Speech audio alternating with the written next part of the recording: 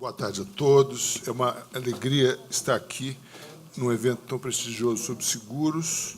É um momento sempre de reflexão e de tirar um retrato na nossa jurisprudência e tentar entender um pouco o que está acontecendo na dinâmica de um tribunal que chega a julgar, acreditem ou não, quase 500 mil de recursos por ano. É inacreditável, mas nós estamos caminhando para isso a passos largos.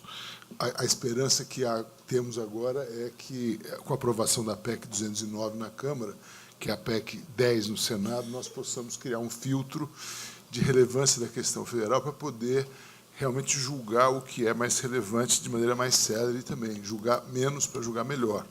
Então, é uma alegria poder parar um pouco, tirar uma foto e tentar trazer para vocês um pouco do que a gente vê acontecendo no tribunal nessa área tão importante. E é um duplo desafio, né, também, porque falar depois daquela palestra brilhante e colorida que tivemos agora, de um tema tão árido, antes do almoço, é brutal, né, é covardia.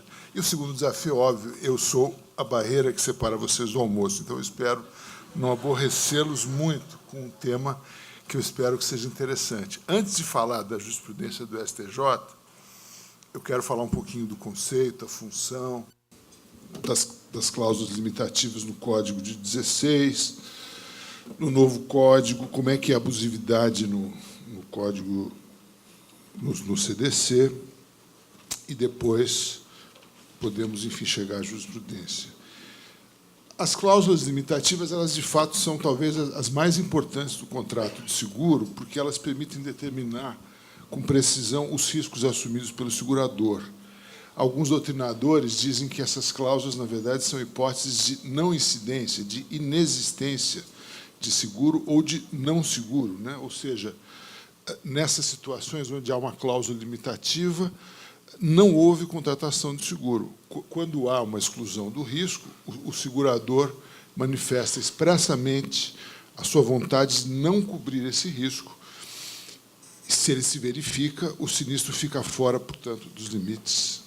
Elas, portanto, não implicam a renúncia ou a perda do direito, já que o segurado nunca chegou a adquirir esse direito, aquela cobertura, pois ele nunca pagou o prêmio correspondente a ela.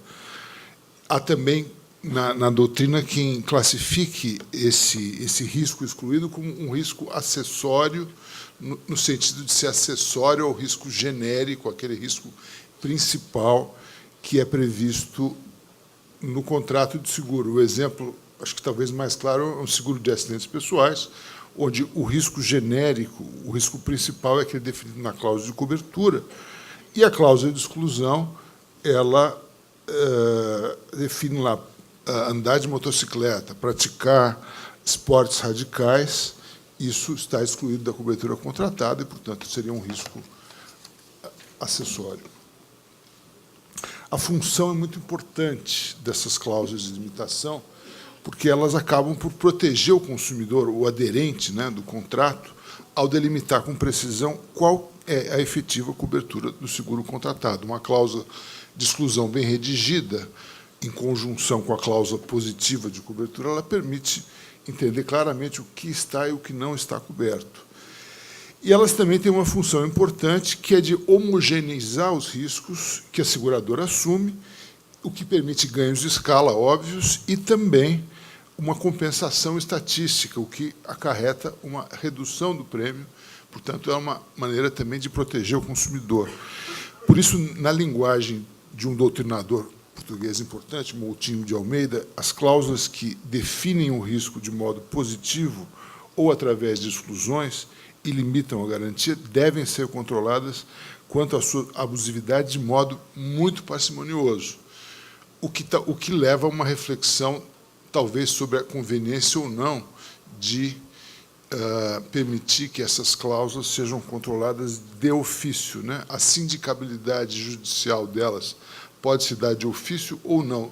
Em relação aos contratos bancários, por exemplo, há uma súmula 381 que consolidou uma jurisprudência do STJ no sentido de não admitir, de afastar o controle de ofício da abusividade das cláusulas em contratos bancários, a despeito da linguagem clara do artigo 51 do CDC, de dizer são nulas de pleno direito as cláusulas que firam a equidade, etc.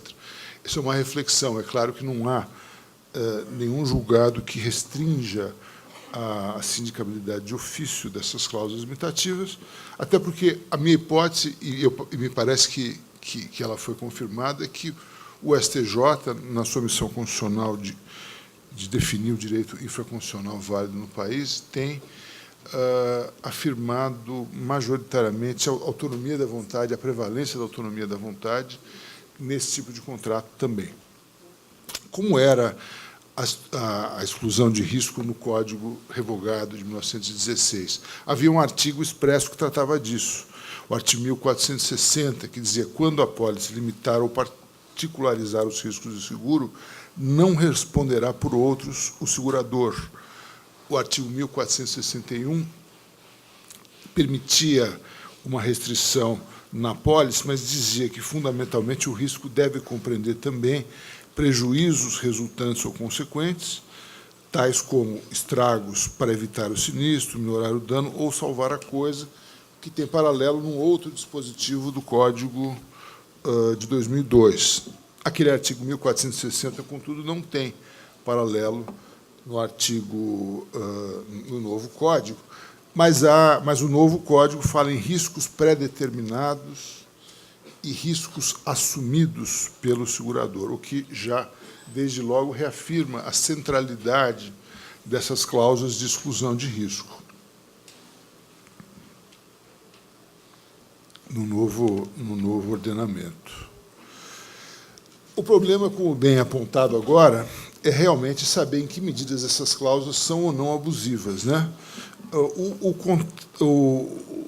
Código de Defesa do Consumidor, ele, no parágrafo 4º do artigo 54, admite cláusulas limitativas, em geral, que limitem o direito do consumidor, desde que elas sejam redigidas com destaque, permitindo sua imediata e fácil compreensão. Essa tem sido a tônica dos julgados do STJ, em sua maioria, no sentido de enfatizar esse dever especial de informação do provedor do serviço ou do fornecedor, de, em destaque, informar com clareza, sem vagueza, sem ambiguidade, qual seja, em linguagem natural, sempre que possível, e a gente verá que há algumas situações em que a referência a um tipo penal, por exemplo, ela é suficiente para considerar abusiva uma cláusula que fale, por exemplo, em furto qualificado, extorsão, como um tipo penal,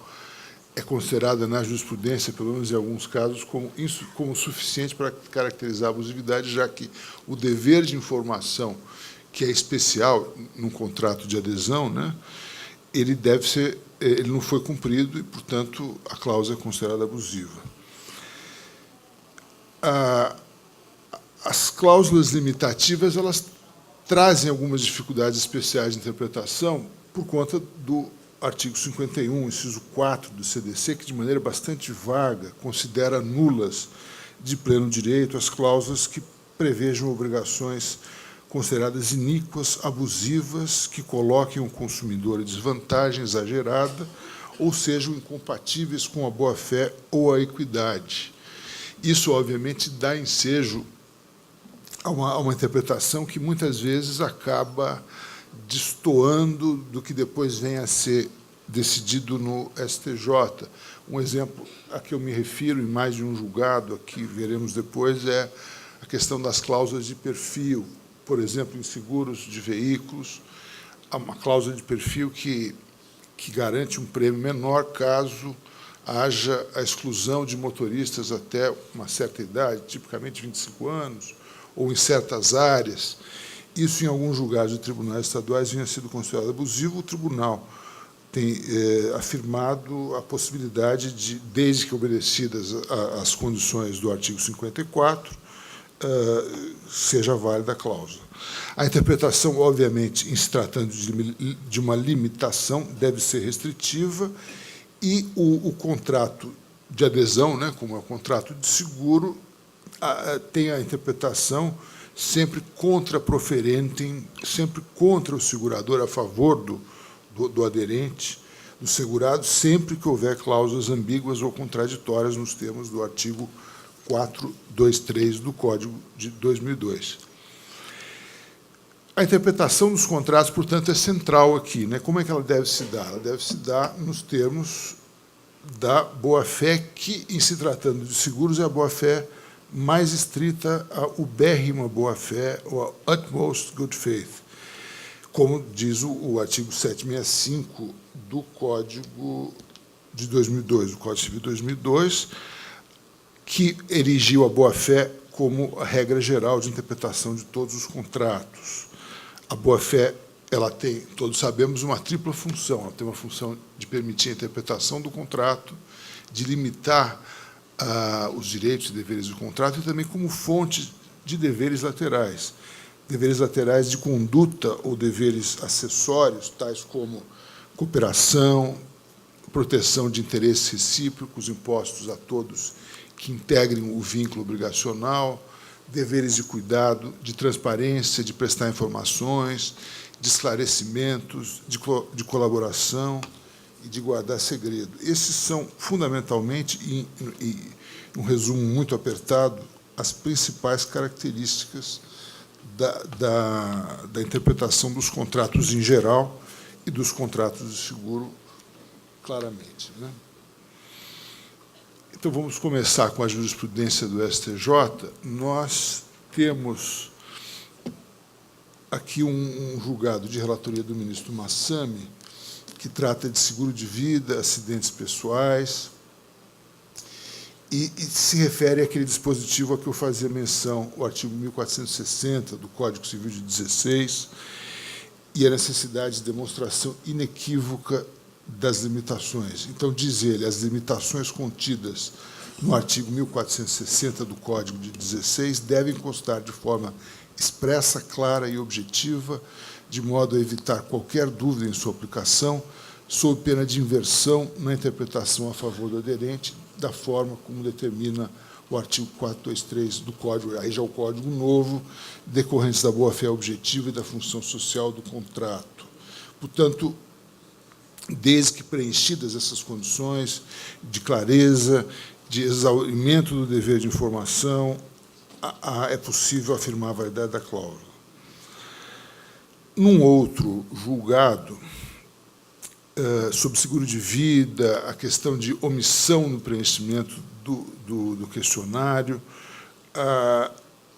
afirmou-se, na terceira turma, um julgado de minha relatoria, que não é devido o pagamento de indenização decorrente do contrato de seguro de vida, se, consoante o acervo fático soberanamente analisado pelo tribunal local, ficar comprovado que o segurado silenciou sobre doença pré-existente que o levou à morte, sendo clara a má-fé de sua conduta. Havia uma cláusula clara de exclusão da responsabilidade, houve a oportunidade de o segurado, ao preencher o questionário, informar qual a sua situação, e ele deixou de fazê-lo, ao contrário, negou a ocorrência de alguns dos eventos que estavam ali claramente objeto das questões.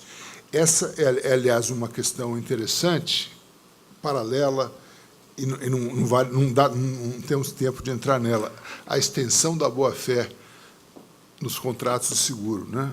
Ela continuou pelo padrão antigo da boa-fé mais estrita do Código de 16, que é o padrão que vem se seguindo há séculos, quando se trata de direitos de seguro, mas algumas legislações mais contemporâneas, a alemã, por exemplo, ao reinterpretar os contratos de seguro à luz do desenvolvimento da técnica e da ciência atuária, tem revisto o padrão e mudado um pouco a maneira como se vê o dever de o segurado responder aos questionários que lhe são feitos pela seguradora, se ele deve voluntariamente apresentar a informação que não lhe foi perguntada ou não.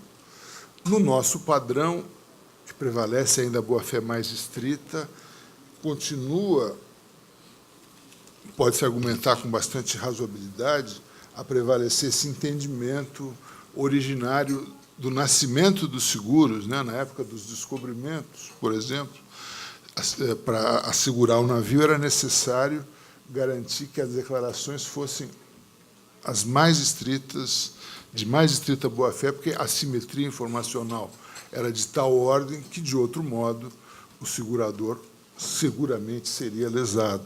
Hoje, essa redução da simetria informacional e o desenvolvimento das tabelas atuariais permite com que, em algumas legislações, já se dê um passo adiante no sentido de tentar reequilibrar a balança. Mas esse é um tema bastante polêmico e não é objeto da discussão de hoje. Um terceiro julgado é aquela questão que eu me referi antes, a questão da cláusula de perfil. A cláusula de perfil, alguns tribunais locais, alguns julgados célebres do Tribunal de Justiça de São Paulo, por exemplo, que afirmavam abusividades da cláusula de perfil, que, por exemplo, limitasse a condução do veículo a pessoas maiores de 25 anos ou alguma outra condição. Aqui se afirmou, sim, a validade, dizendo o julgado a penalidade para o segurado que agir de má-fé ao fazer declarações inexatas ou omitir circunstâncias que possam influir na aceitação da proposta pela seguradora ou na taxa do prêmio é a perda do direito à garantia na ocorrência do sinistro. E assim é porque o segurado e o segurador são obrigados a guardar na conclusão e na execução do contrato a mais estrita boa-fé e veracidade, tanto a respeito do objeto como das circunstâncias e declarações a ele concernentes. Não houvesse sido acordada essa cláusula de perfil, certamente o prêmio seria mais alto. Então, o segurado tinha a opção de fazer o seguro sem essa restrição, sem essa limitação. Ele escolheu fazê-lo com a restrição para pagar um prêmio menor, ele não pode deixar de cumprir a obrigação contratada. O outro julgado desse slide também é de uma doença pré-existente, excluída, e que, por omissão do segurado, acabou implicando a perda da garantia. Uma questão interessante que apareceu é um seguro bastante comum, mas que se encontra pouco na jurisprudência, é a questão da cláusula de averbação no seguro de responsabilidade civil do transportador rodoviário de cargas, RCT-RC, uma apólice aberta, na qual se comprometia o segurado a fazer a entrega de averbações após o início dos riscos, no caso, depois de cada embarque. Ele deixou de fazê-lo e queria receber, então, a indenização, e o que está dito é que o dever de comunicar todos os embarques tem a finalidade de evitar que o segurado averbe apenas aqueles que lhe interessem, notadamente eventos em que ocorreram prejuízos, porquanto a livre seleção dos riscos a critério do transportador, com a exclusão das averbações dos embarques de pequeno risco, tornaria insuficiente ou deficitário o fundo mútuo constituído pelos prêmios pagos por todo o grupo segurado. Seriam averbações de sinistros ao invés de averbações de embarques. Então, ficou claro que ali esse dever de averbar todos os embarques era indeclinável, caso contrário, o segurado passaria a fazer uma seleção das averbações e uma seleção, obviamente, adversa, só sinistro, o que violaria o mutualismo e o funcionamento do sistema securitário. Por outro lado,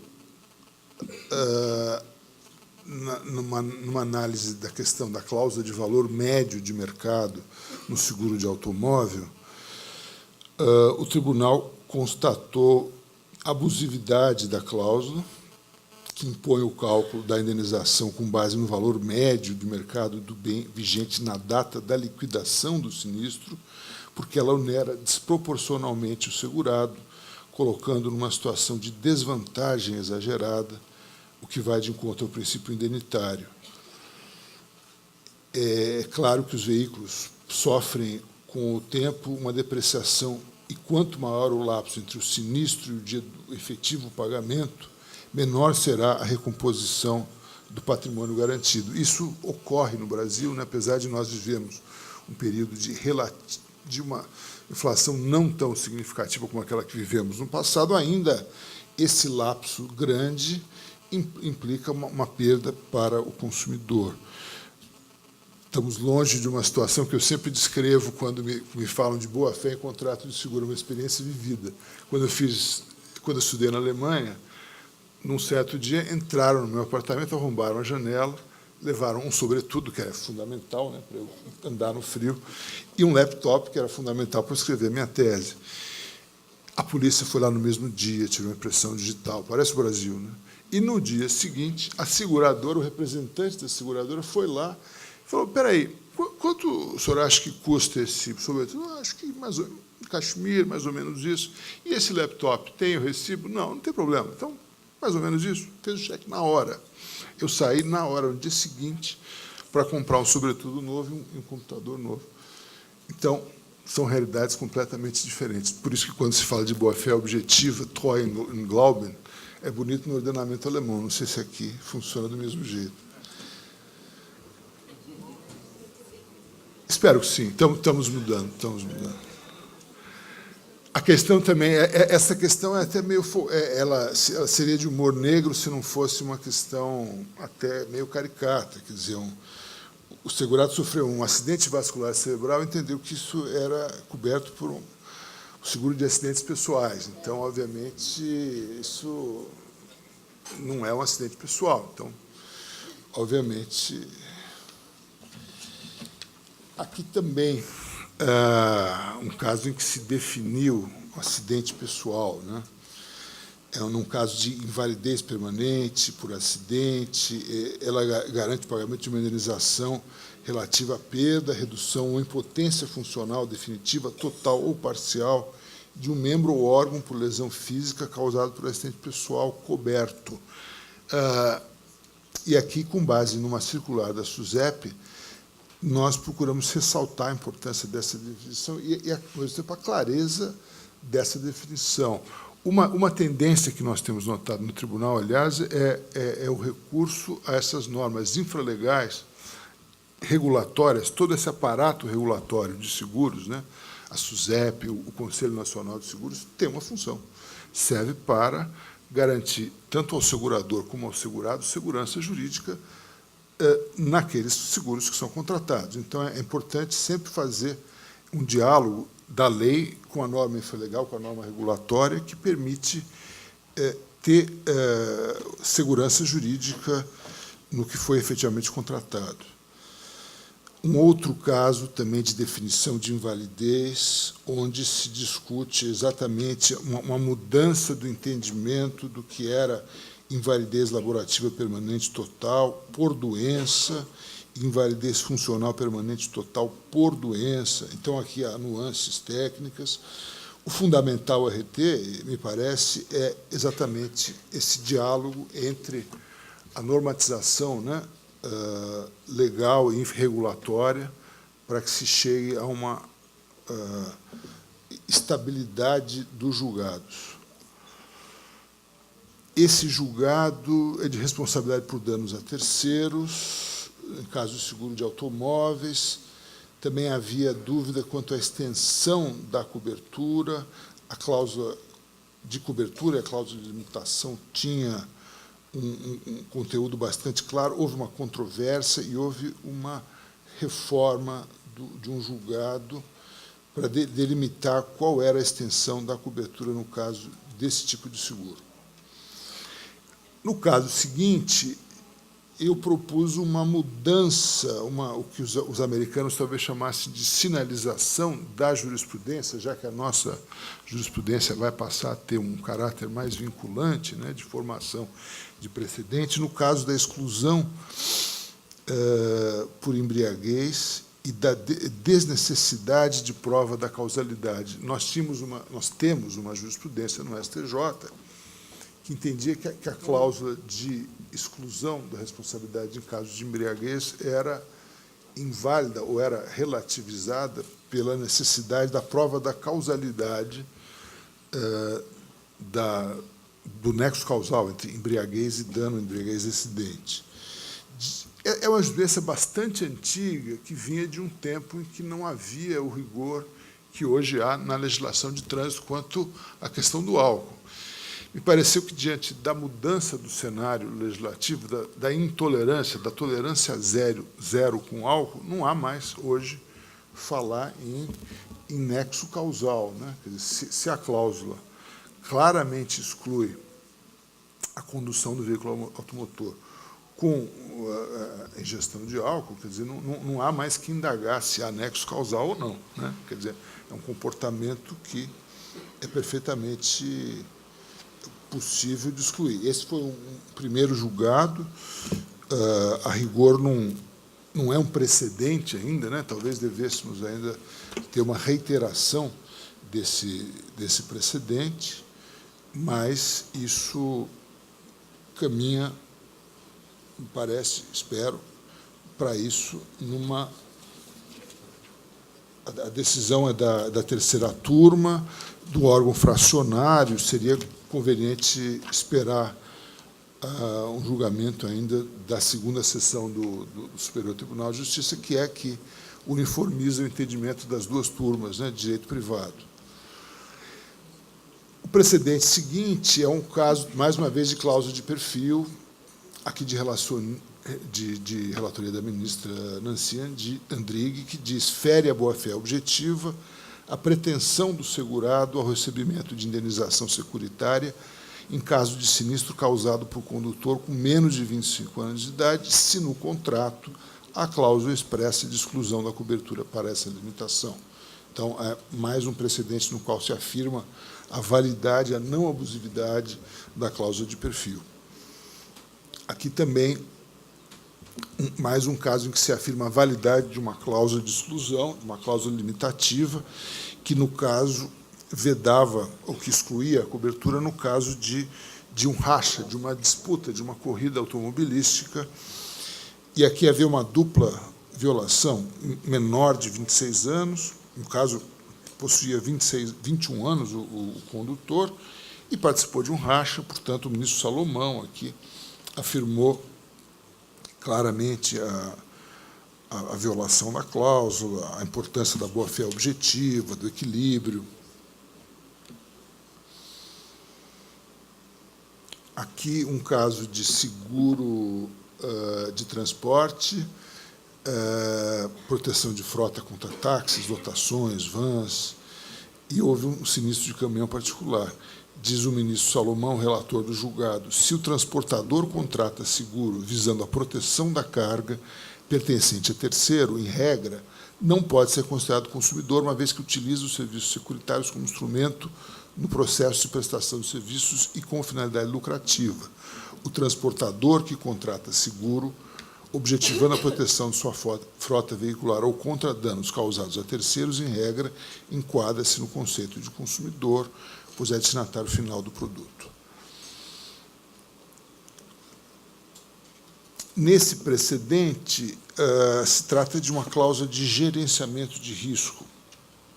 Mais uma vez, o relator ministro Salomão diz ele: no caso, a cláusula de gerenciamento de risco se refere à necessidade de instalação pelo segurado de sistema de rastreamento ou que o veículo transportador esteja protegido por acompanhamento ostensivo terrestre, escolta armada, em contratos de seguro, quando há inserção de mecanismos capazes de evitar a ocorrência do sinistro, como a instalação de rastreadores, o montante a ser pago a título de prêmio deverá sofrer redução proporcional.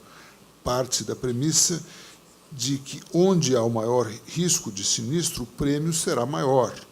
Se o perigo de ocorrência do sinistro for menor, o prêmio deverá ser adequado à situação fática subjacente. Um instrumento contratual poderia ser celebrado sem a limitação de gerenciamento de risco referente ao sistema de rastreamento, mas se a segurada aceitou a imposição, inclusive com a contratação de empresa responsável pelo monitoramento do veículo, por tecnologia via satélite, foi porque preferiu convencionar o seguro com valor de prêmio menor. Portanto, mais uma vez, o tribunal afirmou a validade de uma cláusula limitativa. Aqui, um caso curioso: ocorrência de apropriação indébita. A pólice de seguro foi contratada por pessoa jurídica e prevê a cobertura para hipóteses de furto e roubo. A conduta do ex-empregado que não devolve ao empregador o veículo utilizado no trabalho não se assemelha a furto ou roubo, portanto, é legítima a negativa de cobertura pela seguradora. O contrato de seguro deve ser interpretado de forma restritiva.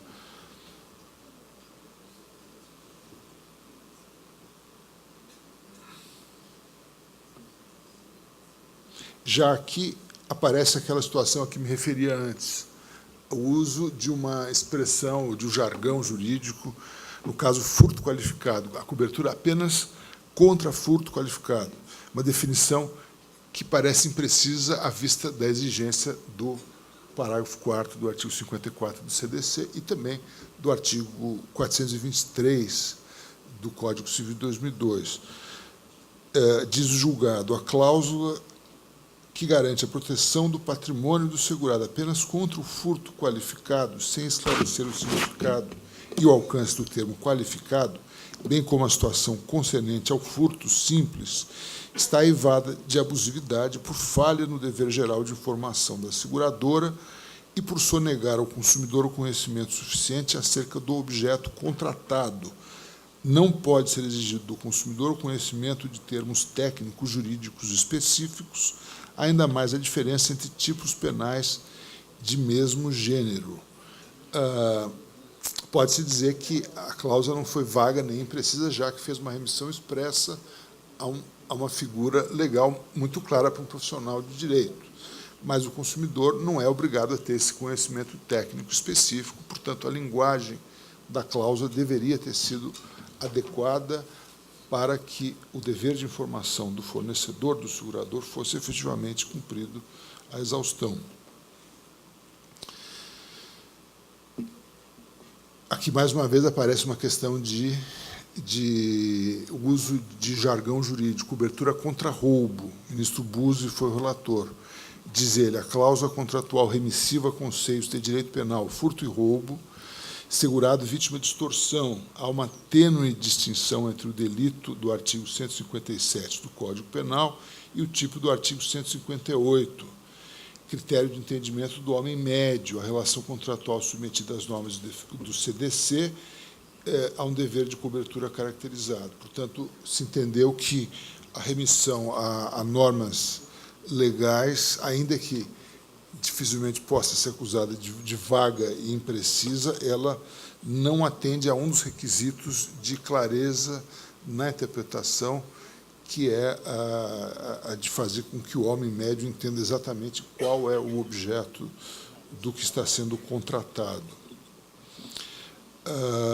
Aqui, mais uma vez, a questão de cláusula de perfil.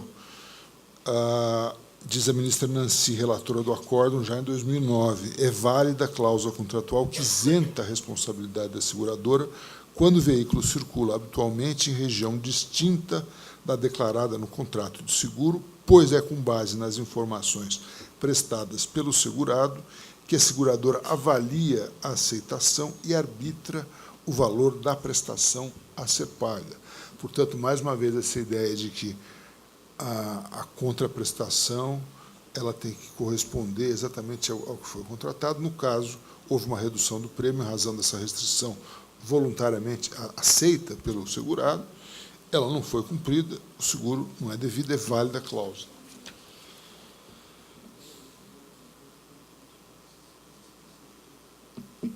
Aqui um julgado de 2007, onde se fala também dos artigos 54 do CDC, de 1460, e se afirma a possibilidade de cláusula limitativa de risco, desde que seja o texto destacado, expresso, de fácil verificação. Um outro julgado também, do desembargador convocado Vasco da Justina, afirma isso, e,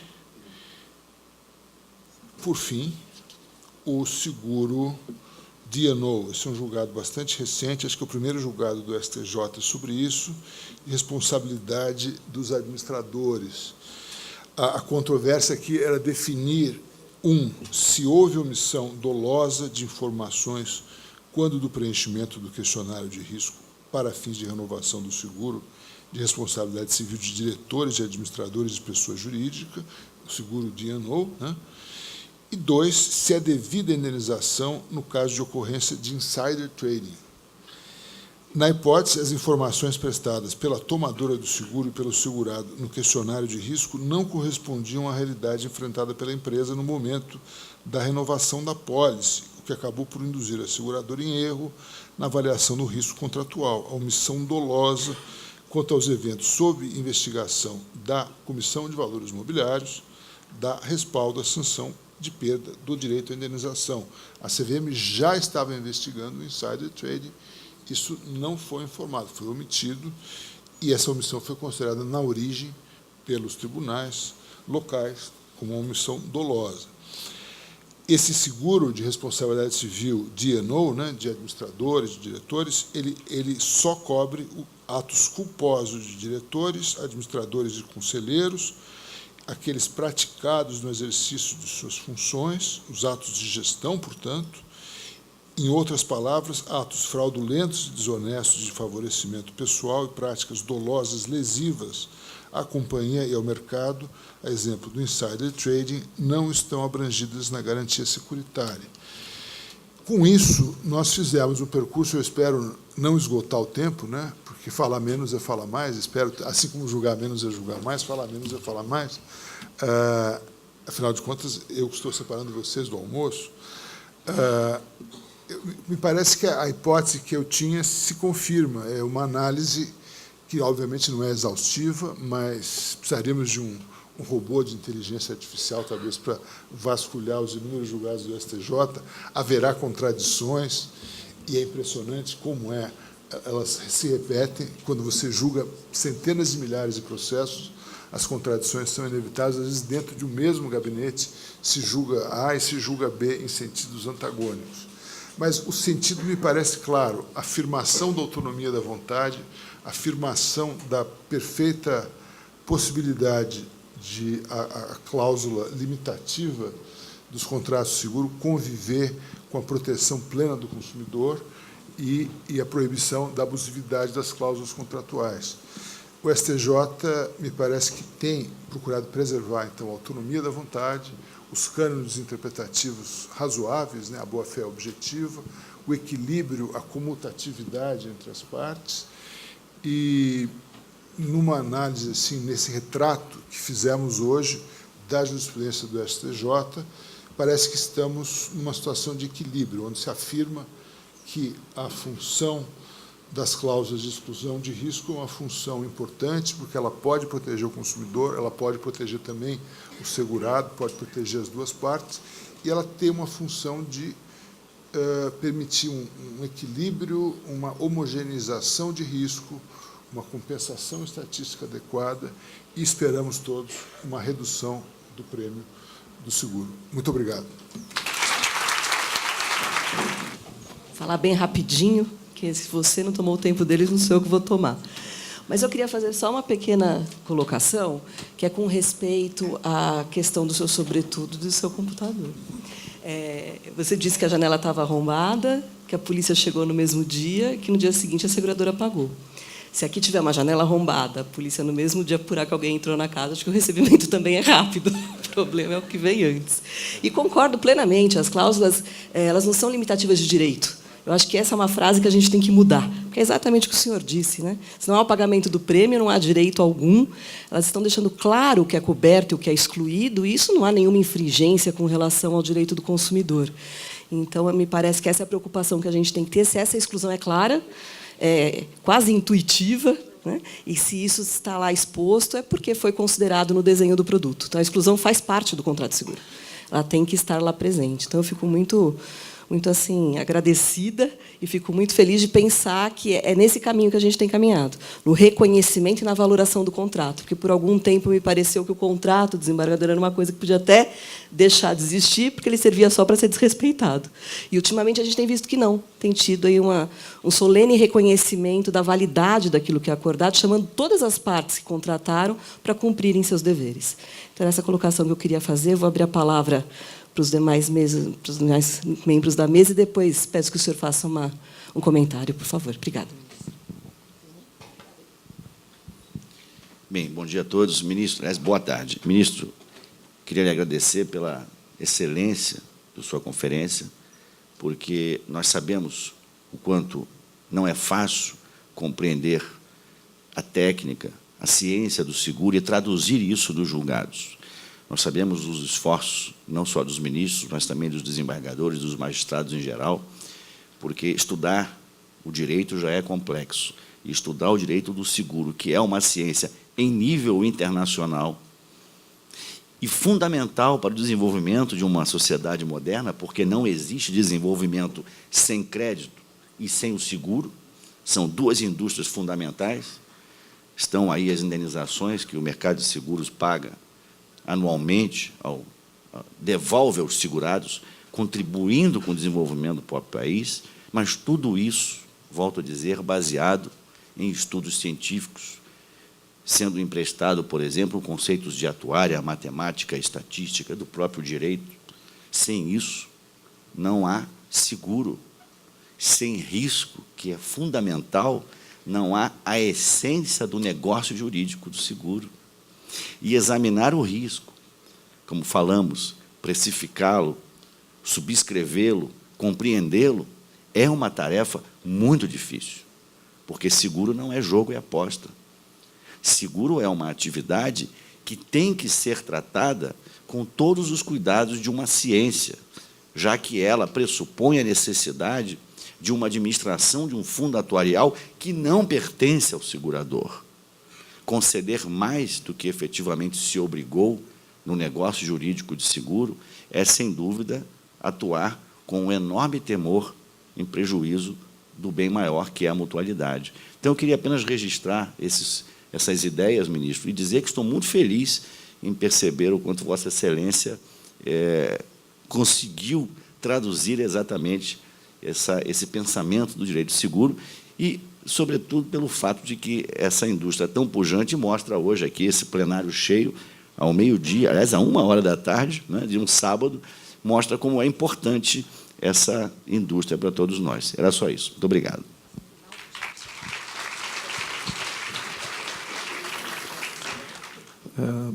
Ministro, aqui vai um registro. A admiração enorme que eu tenho pelo senhor, pelos seus julgados, pela sua dedicação ao estudo.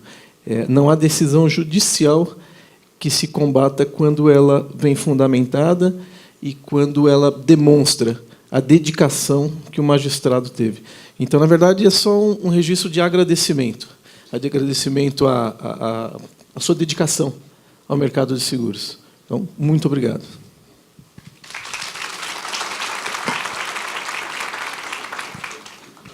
Ministro, vou ser bem rápida em respeito à plateia, mas eu gostaria de registrar e gostaria de endossar as palavras do Hinaldo em relação à admiração que todos nós temos pelo senhor, pelo cuidado, pela dedicação, pelo estudo que o senhor dá aos seus julgados. E queria dizer que fico extremamente feliz com o seu entendimento e o seu entendimento passado nas suas decisões sobre as causas limitativas. Elas são a segurança da seguradora, elas são a segurança do segurado. O segurado que entende que aquela cláusula limitadora, ele sabe que ele está comprando, ele sabe que aquilo ele não está comprando, que todo o resto a que se refere o contrato, ele vai receber. E é isso que faz uma indenização justa. É isso que faz ele receber o que ele tem direito.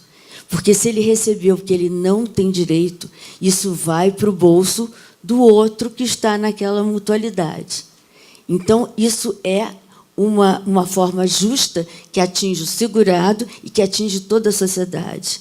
Então, é muito importante que a cláusula seja limitativa e não abusiva. Mas a cláusula limitativa é que permite uma precificação justa, é que permite uma subscrição acurada e que cada vez vai mais ser necessária nesse mundo novo que já chegou a nós, com essas novas tecnologias e com riscos novos que cada vez mais vão aparecer e que vão precisar ser protegidos, vão precisar ser indenizados na sua ocorrência, para que a sociedade continue seguindo e progredindo e a gente tenha uma boa qualidade de vida. Agradeço imensamente as suas palavras, registro mais uma vez a minha admiração.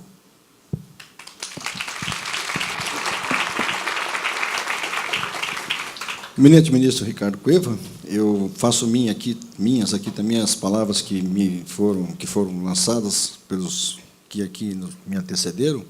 Nós estamos aqui ladeados pela alta diretoria da IDA Brasil e Internacional, que é uma honra, tanto para mim, creio que também para Vossa Excelência.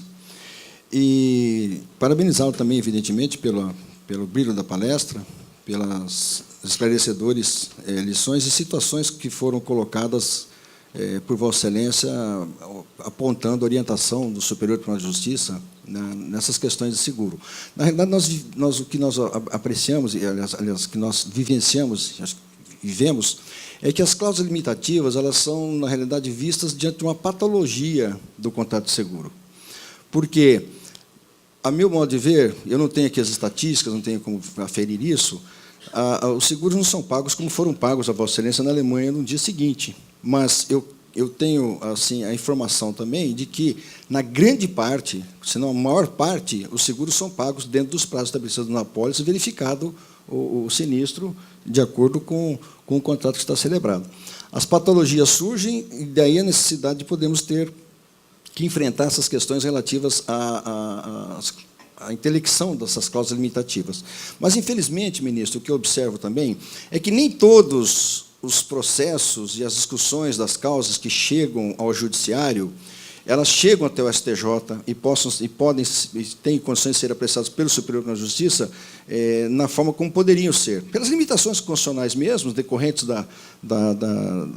do fato de que o recurso especial tem seus requisitos estabelecidos, e também pelo fato de que, em muitas situações, não há enfrentamento em face da aplicação da súmula 5 e 7 do STJ, em muitas situações. Isso faz com que o que se decidiu em segundo grau de jurisdição, e aqui fica a minha observação, passe a ser a orientação pretoriana em relação ao Estado em si, onde essas decisões foram proferidas.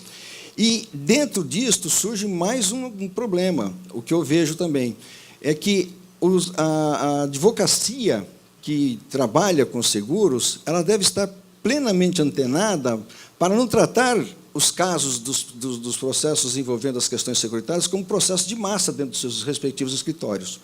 Há casos que devem ser particularizados, e aí vem o trabalho importante do advogado, porque, pela aplicação, tendo em vista a questão que o próprio Superior Tribunal de Justiça vê o contrato como mais social e menos ainda vinculado ao dogma da autonomia da vontade, essa é uma questão que ninguém coloca em discussão, e pela aplicação do CDC, há uma inversão do ônus da prova. E essa inversão do ônus da prova, nesses contratos submetidos a esse regime, depende muito da atuação específica do advogado no caso concreto para poder produzir a prova e mostrar que aquela cláusula limitativa, sim, não é abusiva, o que nem sempre é feito, infelizmente. A prova não é suficiente.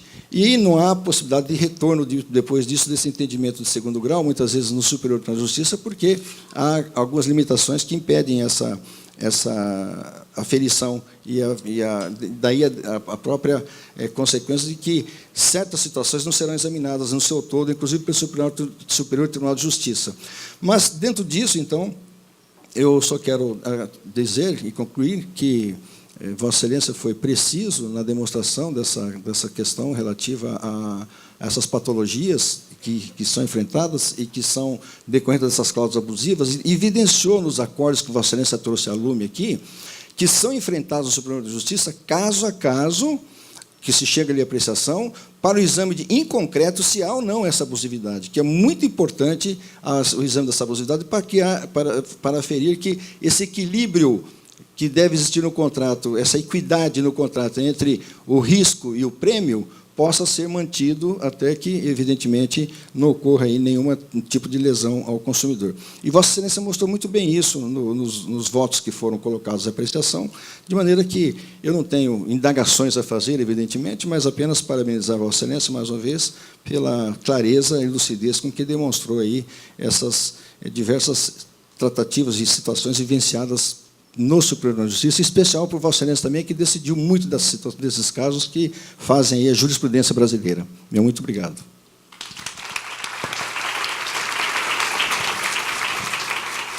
Eu quero agradecer essas gentis e merecidas palavras de todos. Na verdade, o retrato que eu procurei trazer hoje é o retrato da mudança da jurisprudência. É um trabalho coletivo, né? Não é meu, é do tribunal, e que reflete, eu acho que, essa mudança do pêndulo. Acho que, durante um certo momento, após a edição do Código de Defesa do Consumidor, houve uma tendência a julgar sem preocupação com as consequências dos julgamentos. Hoje, já há um olhar mais consequencialista, né, do judiciário, que procura medir o peso das consequências econômicas nos julgados. Por outro lado, também acho que há uma revalorização do contrato. A doutora Ana Rita dizia que o contrato de seguro, a certa altura, parecia um não-contrato, né? Tão densamente regulado, tão densamente especificado em normas legais e infralegais, que não havia outro papel para ele do que simplesmente cumprir uma mera formalidade. Mas não, ele é, de fato, um contrato, existe uma autonomia da vontade, ainda que severamente controlada por tantas balizas, mas ela está lá, ela tem que ser respeitada, e ela é a baliza do prêmio, o preço do seguro, que tem que ser reduzido para o bem de todos. É uma atividade muito importante, que está em franca evolução no Brasil, tem crescido muito, é uma parte significativa do PIB. Isso reflete uma modernização da sociedade brasileira, não uma aversão a riscos, mas uma maneira de se proteger mais adequadamente, mais modernamente contra riscos. Para que isso possa ocorrer, é preciso que haja segurança jurídica e estabilidade dos julgados. Acho que esse retrato de hoje ele procurou, tinha uma tese inicial ao fazer a busca desses julgados. Acho que, de alguma maneira, conseguimos confirmar preliminarmente essa tese. Obviamente, eu falo aqui como um participante. Algum terceiro, algum doutrinador deveria fazer essa análise, mas, preliminarmente, eu diria que talvez estejamos caminhando nesse sentido. Muito obrigado a todos.